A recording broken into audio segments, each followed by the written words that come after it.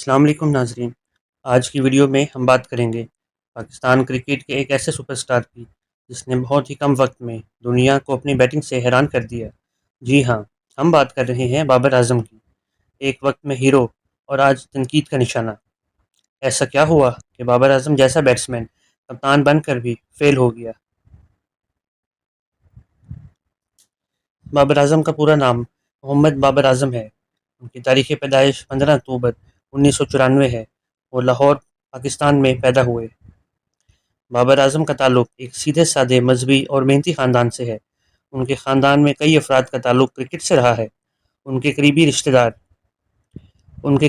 دار کامران اکمل، عدنان اکمل اور عمر اکمل پاکستان کا قومی ٹیم کا حصہ رہ چکے ہیں۔ بابر بچپن سے ہی کرکٹ کے ماحول میں پلے بڑھے، جس نے ان کے اندر بھی اس کھیل کے لیے محبت اور جوش پیدا کیا۔ بابر کا بچپن لاہور کے پرانے شہر کی گلیوں میں گزرا۔ وہ شروع سے ہی ایک خاموش طبع مگر سنجیدہ بچہ تھا۔ تعلیم کے ساتھ ساتھ اس کی دلچسپی کھیلوں، خاص طور پر کرکٹ میں تھی۔ چھوٹی عمر سے ہی وہ گلی کرکٹ میں اپنے ہم عمر بچوں کے ساتھ کھیلتے اور اکثر نمایاں کارکردگی دکھاتے۔ ان کا کہنا ہے کہ میں نے اپنے کزنز کو کرکٹ کھیلتے دیکھا تو مجھے لگا کہ میں بھی کر سکتا ہوں، وہی میری اصل تحریک تھے۔ بابر نے کرکٹ کو ایک سنجیدہ کیریئر کے طور پر اپنانے کا فیصلہ کیا۔ بہت کم عمری میں کر لیا تھا۔ ان کا داخلہ لاہور کی مقامی کرکٹ اکیڈمی میں ہوا، جہاں انہوں نے باقاعدہ تربیت لینا شروع کی۔ ان کے پہلے کوچ رانا صادق تھے، جنہوں نے بابر کی صلاحیتوں کو پہچانا اور ان پر سخت محنت کی۔ بابر نے پاکستان کے لیے انڈر 15، انڈر 17 اور انڈر 19 ٹیموں کی نمائندگی کی۔ 2010 اور 12 کے انڈر 19 ورلڈ کپ میں انہوں نے شاندار کارکردگی دکھائی اور دنیا کی توجہ حاصل کی۔ وہ نہ صرف بہترین بلے باز تھے بلکہ 2012 کے ورلڈ کپ میں پاکستان کے کپتان بھی رہے۔ بابر کی کامیابی کا سفر بالکل بھی آسان نہ تھا۔ ان کے پاس مہنگے بلے، جوتے یا سفری سہولیات نہیں تھیں۔ وہ روزانہ لاہور کے دور دراز علاقے سے سائیکل پر کرکٹ اکیڈمی پہنچتے تھے۔ اکثر وہ گرمی میں کئی گھنٹے پریکٹس کرتے۔ انہیں کئی بار شکست کا سامنا کرنا پڑا، مگر وہ ہمت نہیں ہارے۔ ان کے والد نے ان پر مکمل یقین رکھا، حالانکہ مالی حالات زیادہ اچھے نہیں تھے۔ یہی قربانیاں اور مسلسل محنت بابر کو وہاں لے گئی جہاں وہ آج دنیا کے بہترین بیٹسمین میں ان کا شمار ہوتا ہے۔ بابر کی شخصیت میں انکساری، پیشہ ورانہ انداز اور مسلسل بہتری کا جذبہ شامل ہے۔ وہ ہمیشہ اپنے کھیل پر توجہ دیتے ہیں، غیر ضروری شہرت یا تنازعات سے دور رہتے ہیں۔ ان کا کہنا ہے کہ میں خود کو بہتر بنانے میں یقین رکھتا ہوں۔ ہر روز ایک نیا موقع ہوتا ہے کچھ سیکھنے کا۔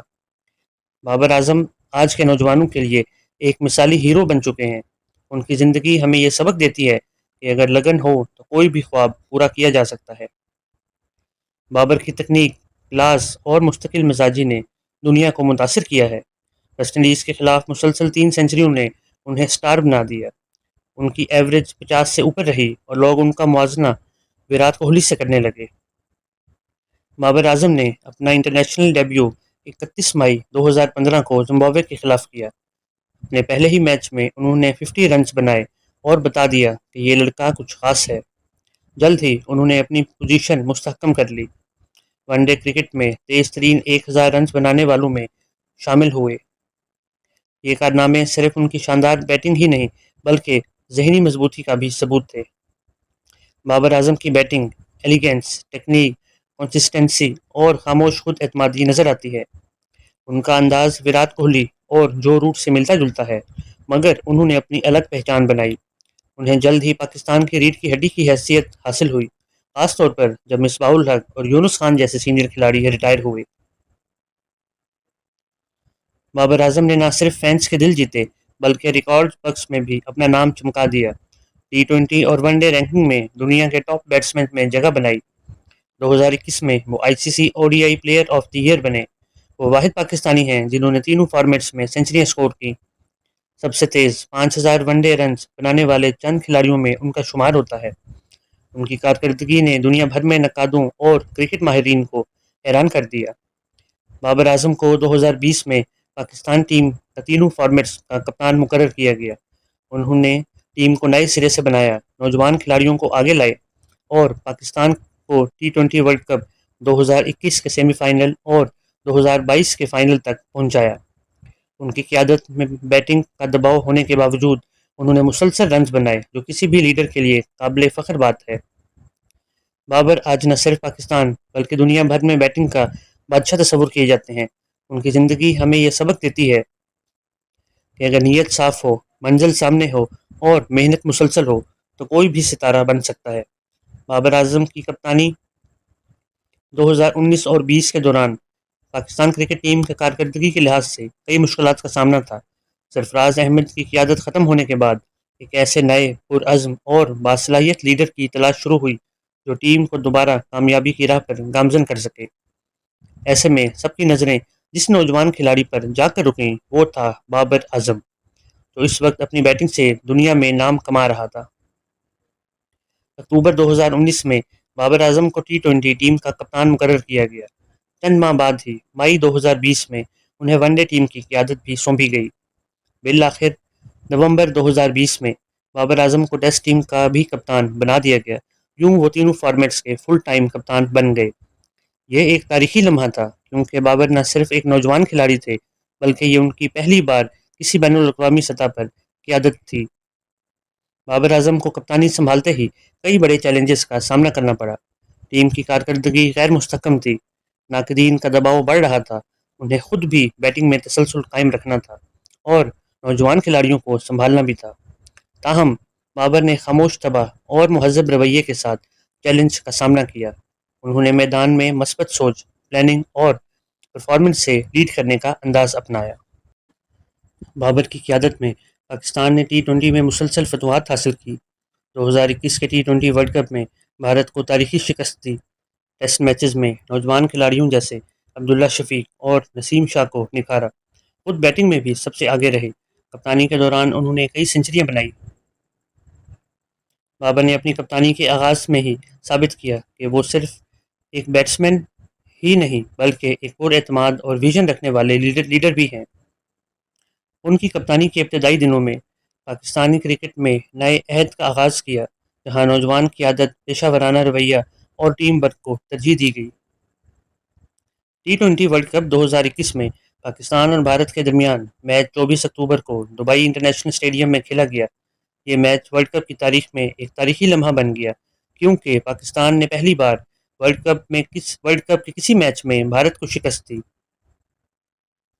بابر اعظم نے بطور کپتان اور اوپننگ بلے باز شاندار کارکردگی دکھائی۔ انہوں نے محمد رضوان کے ساتھ مل کر 152 رنز کی ناقابل شکست شراکت قائم کی، جو کسی بھی ورلڈ کپ میں بھارت کے خلاف پاکستان کی سب سے بڑی اوپننگ پارٹنرشپ تھی۔ بابر نے 52 گیندوں پر 68 رنز بنائے، جس میں 6 چوکے شامل تھے۔ ان کی بیٹنگ میں اعتماد، تحمل اور بہترین ٹائمنگ نمایاں تھی۔ وہ آغاز سے آخر تک پرسکون اور اعتماد نظر آئے۔ ان کی کپتانی بھی عمدہ تھی، خاص طور پر بولرز کے مؤثر استعمال میں۔ بابر اعظم نے ٹی 20 ورلڈ کپ 2021 میں مجموعی طور پر بہترین کارکردگی دکھائی۔ انہوں نے 6 میچز کھیلے جس میں 303 رنز بنائے۔ ان کی 60 کی ایوریج تھی اور اس میں 4 50 شامل تھیں۔ پورے ٹورنامنٹس میں بابر اعظم سب سے ٹاپ سکورر رہے۔ ان کی قیادت میں پاکستان نے گروپ سٹیج میں تمام میچز جیتے، جن میں بھارت، نیوزی لینڈ اور افغانستان جیسی بڑی ٹیموں کے خلاف فتوحات شامل تھے۔ بدقسمتی سے سیمی فائنل میں پاکستان کو آسٹریلیا کے ہاتھوں شکست ہوئی، مگر بابر کی انفرادی کارکردگی کو بہت سراہا گیا۔ ایشیا کپ 2022 میں بابر کی فارم اور بیٹنگ اور کپتانی کے حوالے سے اب ہم اس کا جائزہ لیتے ہیں۔ ایشیا کپ 2022 میں بابر اعظم کے لیے بیٹنگ کے لحاظ سے مایوس کن رہا۔ وہ اپنی روایتی فارم میں نظر نہیں آئے جو ان سے شائقین توقع کر رہے تھے۔ پورے ٹورنامنٹس میں ان کی بیٹنگ کا تسلسل ٹوٹا ہوا محسوس ہوا۔ بابر اعظم نے 6 میچز کھیلے، ٹوٹل صرف 68 رنز بنائے اور 11 کی ایوریج سے سکور کیا۔ سب سے زیادہ سکور ان کا 30 رن تھا جو انہوں نے افغانستان کے خلاف کیا، اور اس پورے ٹورنامنٹ میں بابر کوئی بھی 50 نہیں بنا سکے۔ بابر اکثر ابتدائی اوورز میں ہی دباؤ کا شکار ہوئے۔ ان کی شاٹس میں اعتماد کی کمی اور بالرز کے خلاف جھجک نظر آئی، خاص طور پر سپن بالنگ کے خلاف ان کو مشکلات کا سامنا کرنا پڑا۔ یہ ان کی ٹی 20 کیریئر کی بدترین فارم میں سے ایک تصور کی جاتی ہے۔ اگرچہ بیٹنگ میں بابر کامیاب نہ ہو سکے لیکن کپتانی کے میدان میں ان کی کارکردگی متوازن اور حکمت عملی سے بھرپور تھی۔ بھارت کے خلاف شکست کے بعد بابر نے ٹیم کو حوصلہ دیا. بھارت کے خلاف زبردست کامیاب بابر کی کپتانی کی سمجھداری نمایاں تھی، خاص طور پر بالرز کی روٹیشن اور فیلڈ پلیسمنٹ میں. بابر نے نوجوان بالرز جیسے نسیم شاہ اور محمد نواز پر اعتماد کیا، جنہوں نے اہم مواقع پر شاندار کارکردگی دکھائی. افغانستان کے خلاف نسیم شاہ کے 2 چھکے ایک ناقابل فراموش لمحہ بھی بابر کی قائدانہ سپورٹ اور اعتماد کی عکاسی تھے. پاکستان فائنل تک پہنچا لیکن سری لنکا کے ہاتھوں شکست کھا گیا. بابر کی کپتانی میں ٹیم نے فائٹنگ اسپرٹ دکھائی، لیکن بیٹنگ لائن اپ خصوصاً بابر اور فخر کی ناقص کارکردگی کی شکست کا سبب بنے. بابر کا بیٹ خاموش رہا اور یہ ٹورنامنٹ ان کی فارم کے لیے ایک کمزور مرحلہ تھا. مشکل وقت میں ٹیم کو سنبھالنے اور نوجوان کھلاڑیوں کو اعتماد دینے میں بابر کی لیڈرشپ کامیاب رہی. اگرچہ بابر خود رنز نہ بنا سکے، لیکن کپتان کے طور پر ٹیم کو فائنل تک لے جانا ان کی قائدانہ صلاحیتوں کا ثبوت ہے.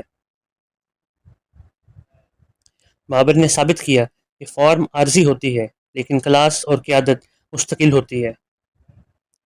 T20 world cup 2022 Babar Azam کے لیے بیٹنگ کے لحاظ سے خاصا مایوس کن رہا. اپنی روایتی فارم اور روانی کے ساتھ بیٹنگ نہ کر سکے. بابر اعظم نے ٹوٹل 7 میچز کھیلے جس میں صرف 124 رنز بنائے.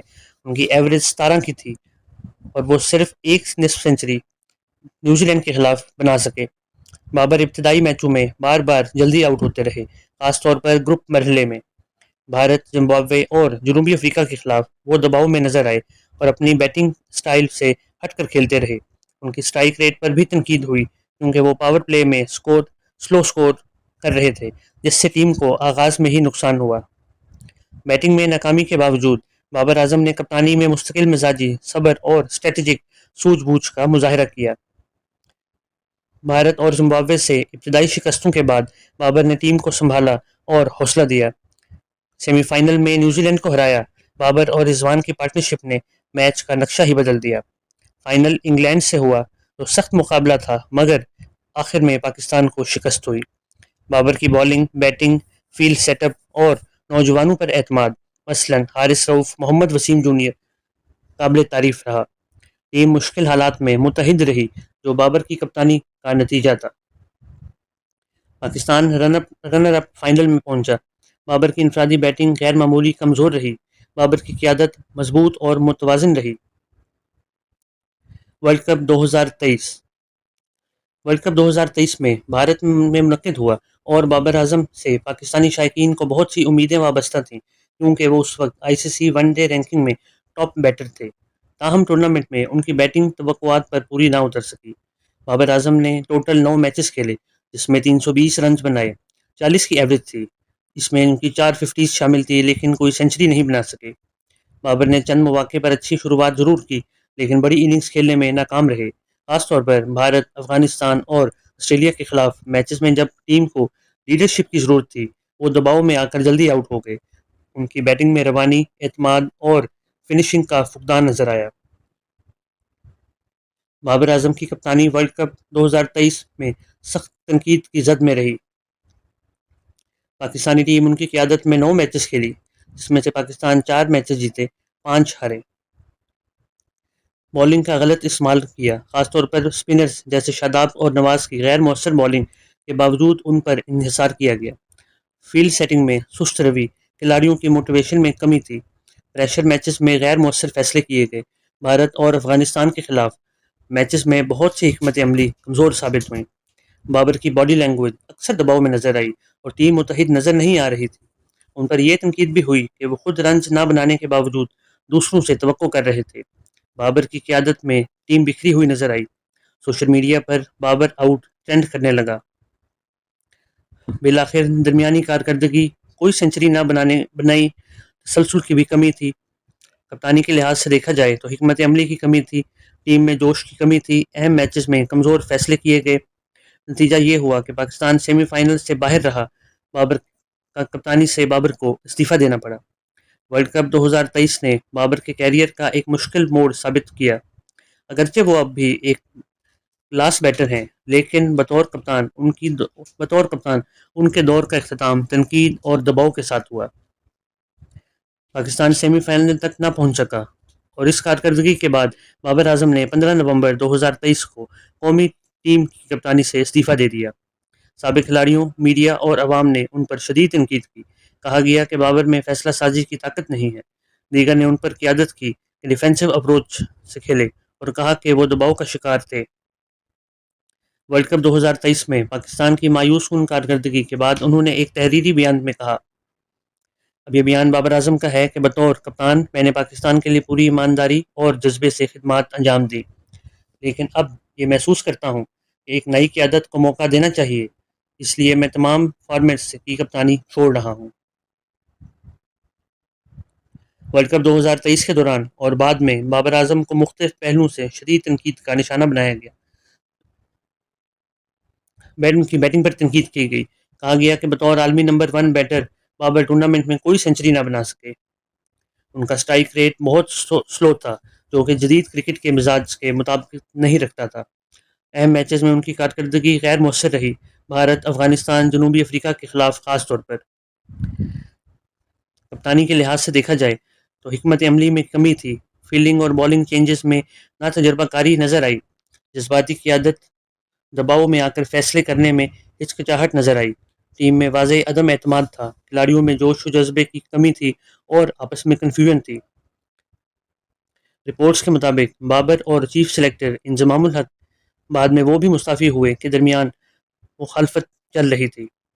میڈیا پر یہ بھی خبریں گردش کرتی رہیں کہ بابر ٹیم مینجمنٹ سے اور سلیکشن کے فیصلوں سے مطمئن نہیں تھے۔ شائقین کرکٹ نے بابر پر سخت تنقید کی، خاص طور پر سوشل میڈیا پر ان کی کارکردگی کو مایوس کن قرار دیا گیا۔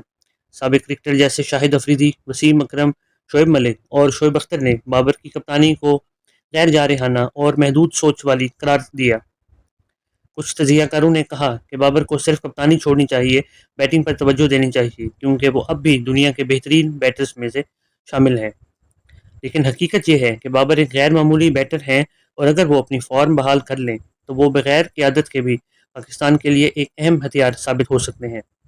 2024 کے T20 ورلڈ کپ کے لیے پی سی بی نے ایک بار پھر کپتانی کے لیے بابر اعظم کو چنا۔ بابر اعظم نے اپریل 2024 میں دوبارہ T20 فارمیٹ کی کپتانی سنبھالی، جب پاکستان کرکٹ بورڈ نے انہیں T20 ورلڈ کپ سے پہلے کپتان مقرر کیا۔ اس سے قبل 2023 میں ورلڈ کپ کی ناکامی کے بعد انہوں نے تینوں فارمیٹس کی کپتانی چھوڑ دی تھی، مگر بعد میں پی سی بی نے دوبارہ ان پر اعتماد کیا۔ بابر اعظم کو دوبارہ کپتان بنانے کا فیصلہ ٹیم میں استحکام اور تجربے کے لیے کیا گیا، مگر ٹیم کی کارکردگی اس ٹورنامنٹ میں بھی توقعات پر پورا نہیں اتر سکی اور پاکستان سپر 8 مرحلے سے ہی آگے نہ جا سکا۔ پاکستان کی کارکردگی اور بابر اعظم کا کردار آئی سی سی 2024 کے ورلڈ کپ کے حساب سے اب ہم بات کریں گے۔ گروپ مقابلے میں پاکستان گروپ اے میں شامل تھا اور ابتدائی میچز میں حیران کن شکستوں کا سامنا ہوا۔ امریکہ، جو کہ پہلی دفعہ اس ٹورنامنٹ میں آئی تھی، اس کے خلاف پاکستان نے 159 رنز بنائے، لیکن سپر اوور میں ہار گیا۔ یہ کرکٹ کی تاریخ کی سب سے بڑی اپسیٹس میں سے ایک مانا گیا۔ بھارت کے خلاف نیو یارک میں مقابلہ دلچسپ تھا، مگر پاکستان 119 رنز کے تعاقب میں صرف 113 رنز بنا سکا اور اس میں بھی مایوس کن شکست ہوئی۔ پھر بھی اگلے مرحلے میں نہ پہنچ سکے۔ پاکستان صرف 4 پوائنٹس کے ساتھ ہی گروپ میں تیسرے نمبر پر رہا اور سپر 8 مرحلے میں جگہ نہ بنا سکا۔ اس ٹورنامنٹ میں بابر اعظم کی اگر بیٹنگ دیکھی جائے تو امریکہ کے خلاف میچ میں انہوں نے 43 بالز پر صرف 44 رنز بنائے، 2 چھکے لگائے لیکن سلو کھیلے اور پھر آؤٹ ہو گئے۔ بھارت کے خلاف بابر نے 10 بالز پر صرف 13 رنز بنائے۔ ان کی انفرادی کارکردگی بہت مایوس کن تھی، خاص طور پر انڈیا کی بالنگ کے خلاف وہ ناکام نظر آئے۔ بابر اعظم نے خود اعتراف کیا کہ ٹیم نے بیٹنگ، بالنگ اور فیلڈنگ ہر شعبے میں ہی ناقص کارکردگی دکھائی۔ انہوں نے شکوہ کیا کہ پلانز مؤثر طریقے سے نافذ نہیں ہو سکے، پاور پلے نہ چل سکا، بالرز کی حکمت عملی ناکام رہی اور سپر اوور میں بھی دباؤ کے باعث فیصلے غلط ثابت ہوئے۔ بابر اعظم کہتے ہیں کہ ہم ٹیم کی طرح اچھا نہیں کھیلے، کہ الفاظ نے انہوں نے استعمال کیے اور خود پر نہیں بلکہ پوری ٹیم پر ذمہ داری ڈالی۔ یہ سب تو روایتی بیانات تھے جو ہر کپتان میچ ہارنے کے بعد دیتا ہی ہے۔ اصل میں ٹیم متحد نہیں تھی۔ شاہین افریدی، محمد رضوان خود کپتان بننے کے چکر میں تھے۔ جس کی وجہ سے پوری ٹیم کی پرفارمنس اور خاص طور پر کپتان بابر اعظم کی بیٹنگ اور کپتانی دونوں ہی مایوس کن رہے۔ نہ صرف بیٹنگ بلکہ کپتانی پر بھی شدید تنقید کی گئی، خاص طور پر سپر اوور میچ کی حکمت عملی، فیلڈنگ کی خامیاں اور فیصلہ سازی پر۔ اگر کپتانی کے حوالے سے بات کی جائے تو دفاعی کپتانی تھی، ڈیفینسو اپروچ تھی، غلط ٹیم سلیکشن کی گئی، بالنگ چینجز میں نمایاں غلطی تھی، خود بیٹنگ بھی کامیاب نہیں ہو سکی بابر اعظم کی۔ ان ساری کرائسس کے باوجود قیادت میں بھی کمی تھی۔ اب اینڈ پہ اگر دیکھا جائے تو بابر اعظم آج بھی دنیا کے بہترین بیٹسمین میں ان کا شمار ہوتا ہے، مگر کپتانی صرف بیٹنگ سے نہیں، لیڈرشپ سے بنتی ہے۔ کیا وہ دوبارہ واپس آ کر بہترین لیڈر بن سکتے ہیں؟ یہ وقت ہی بتائے گا، لیکن ایک بات طے ہے، بابر کا سفر ابھی ختم نہیں ہوا۔